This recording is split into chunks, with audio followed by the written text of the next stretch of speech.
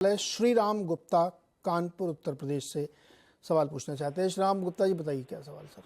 मेरे पास 70,000 share central bank of India के हैं।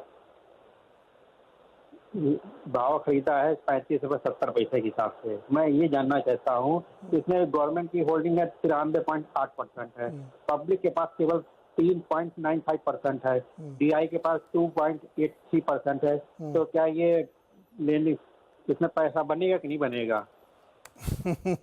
ये क्राइटेरिया कैसे हो सकता है कि सरकार पर की होल्डिंग बहुत ज़्यादा इसलिए पैसा बने? इलिक्विड काउंटर मतलब आप बता रहे हो कि फ्लोटिंग स्टॉक कम है, तो क्या ये इस तरह से होता है? लेकिन चलो इस पर मैं बाद में बताऊंगा। पहले सरवेन जी से। Sarven ji, central bank of India, Gupta ji ने 70,000 शेयर खरीदे 35 रुपये 70 पैसे, 30 पैसे प्रति शेयर का भी इनको हो गया फायदा। 36 पे चल रहा है।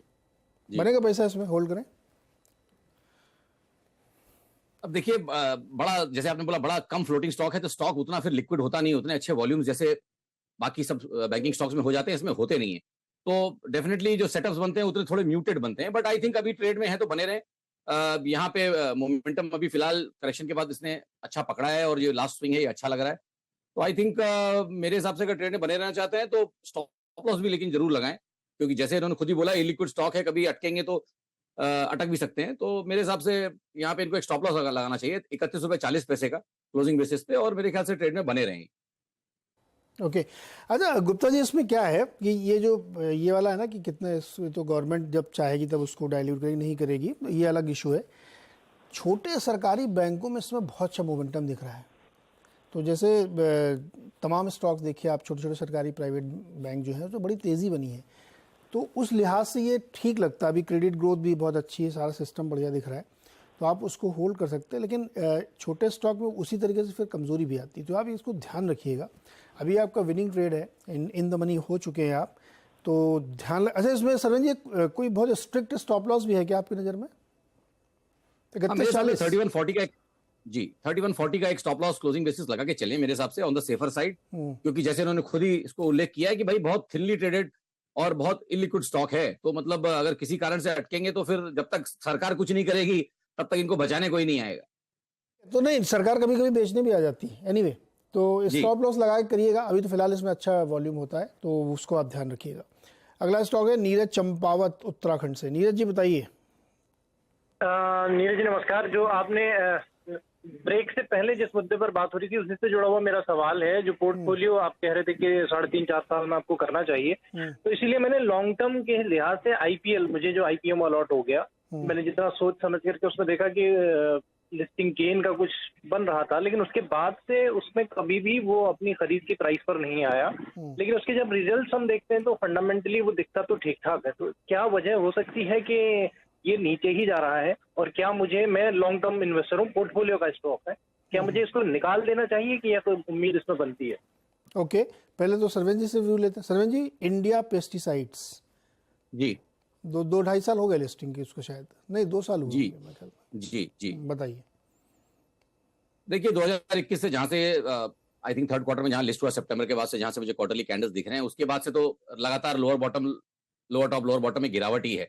तब से गिरावट ही चल रही है और अभी तक कहीं एक डिसाइसिव रिवर्सल नहीं आया है। बट एक चीज अच्छी है कि तकरीबन 200 रुपए के आसपास, जो एक साइकोलॉजिकल राउंड नंबर भी रहता है, थोड़ी बाइंग आती रहती है इसमें। और लास्ट अगर आप 5-6 महीने से देखें तो उस एरियाज के आसपास बाइंग आ रही है। तो मैं इनको यही बोलूंगा कि देखिए भाई, थोड़ा अब इतना पेशेंस से बने हैं और नया स्टॉक है, इतना आपने उसको टाइम दिया, तो आई थिंक इसको थोड़ा फलने फूलने का टाइम दीजिए। और नया अगर कुछ नहीं करना है तो एटलीस्ट जो करंट पोजीशन इनकी जो थी, आई थिंक वो इनको होल्ड रखनी चाहिए और एटलीस्ट एक बाउंस बैक का वेट करें। और उस बाउंस बैक में दोबारा इसको इस पे खुद भी राय बनाएं या हमसे भी व्यू लें।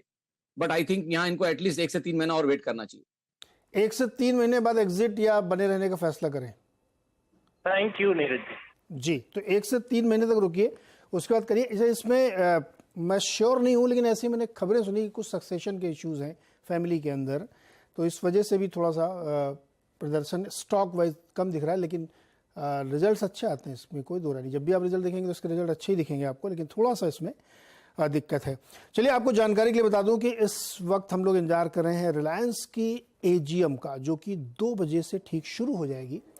उससे पहले 1:30 बजे से आप एक फिल्म भी देखिएगा रिलायंस की जर्नी के ऊपर।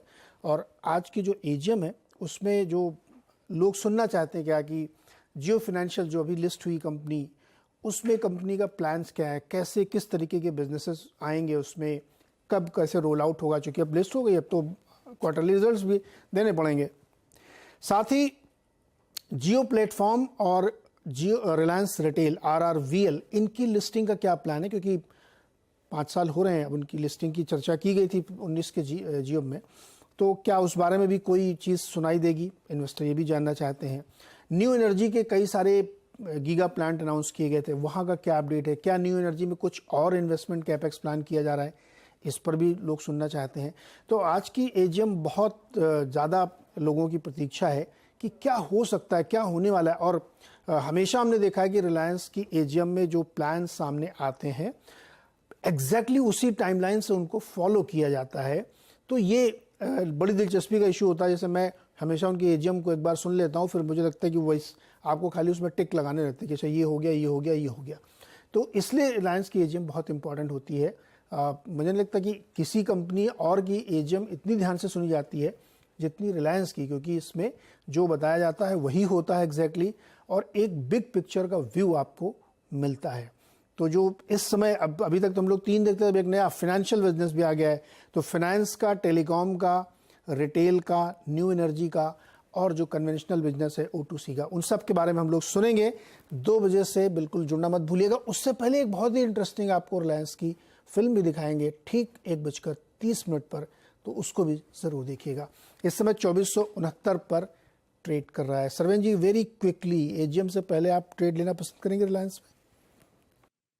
नहीं सर, जैसे आप मुझे जानते हैं कि किसी भी बड़े कॉर्पोरेट इवेंट के पहले कोशिश करते हैं कि थोड़ा लाइट रहें और स्पेशली अवॉइड करें पोजीशंस, बट अगर किसी को करनी है तो आई थिंक ऑप्शंस के जरिए ही करना चाहिए, क्योंकि स्टॉक फिर थोड़ा वॉलेटाइल रहता है, जैसे जैसे ऊपर नीचे होता है, जैसे जैसे बातें बनती हैं, जैसे जैसे AGM आगे बढ़ती है, तो वॉलेटिलिटी थोड़ी रहती है। तो मेरे हिसाब से मैं आज के लिए तो अवॉइड करूंगा जब तक मैं क्लियर कट एक उसका पिक्चर नहीं ले लेता।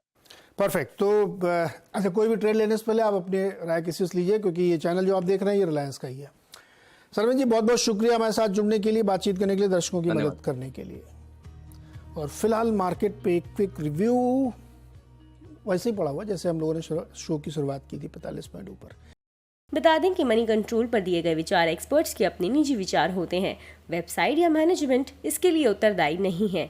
यूजर्स को मनी कंट्रोल की सलाह है कि कोई भी निवेश निर्णय लेने से पहले सर्टिफाइड एक्सपर्ट की सलाह लें।